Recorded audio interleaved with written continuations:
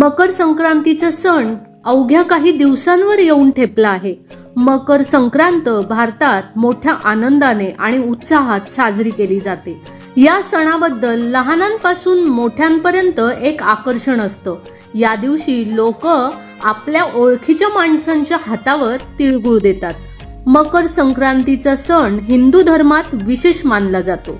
देशभरात मकर संक्रांत हा सण वेगवेगळ्या पद्धतीने साजरा केला जातो। या दिवसाचे विशेष महत्त्व आहे। या दिवशी सूर्य हा धनु राशीतून शनीचा पुत्र मकर राशीत प्रवेश करतो, म्हणून या दिवसानंतर दिवस हा मोठा आणि रात्र लहान होते। नववर्षातला पहिला सण मोठ्या उत्साहाने साजरा केला जातो। या वर्षातील मकर संक्रांत मंगळवार 14 जानेवारीला येत आहे। सूर्य मकर राशीत प्रवेश करत असल्याने या वेळेस मकर संक्रांती असे म्हणतात। नमस्कार, मनभर पैठणीमध्ये तुमचं खूप खूप स्वागत आहे। एका राशीला सोडून दुसऱ्या राशीत प्रवेश करण्याच्या या प्रक्रियेस संक्रांती म्हणतात। मकर संक्रांतीला काळा रंग आवर्जून परिधान केला जातो। तसेच या सणाला नवविवाहित वधूच्या पहिल्या संक्रांतीला तिला काळी साडी भेट म्हणून दिली जाते।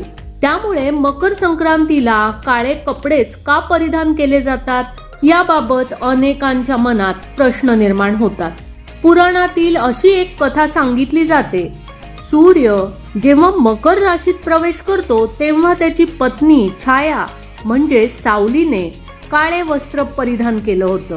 हे झालं कथेतील कारण, मात्र यामागचे वैज्ञानिक कारणाबद्दल सांगायचे झाल्यास हा हिवाळ्यातील सर्वात थंड दिवस असतो।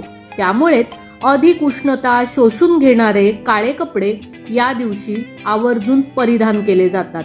इतर कोणत्याही रंगांच्या कपड्यांच्या तुलनेत उष्णता शोषून घेण्याची काळ्या रंगाची क्षमता अधिक असते, त्यामुळे शरीराला ऊब मिळते।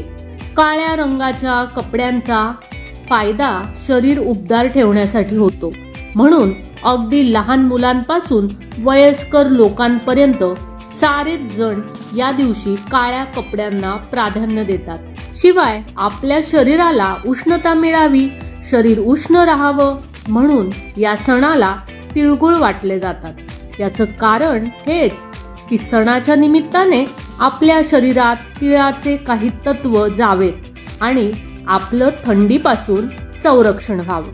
तर मग मंडळी, आजच्या व्हिडिओमध्ये या काळ्या रंगाच्या साड्या आणि ही सुंदर माहिती तुम्हाला कशी वाटली ते नक्कीच कमेंट्स करून सांगा।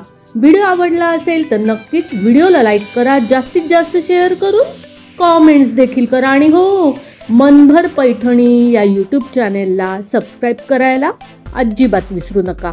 धन्यवाद।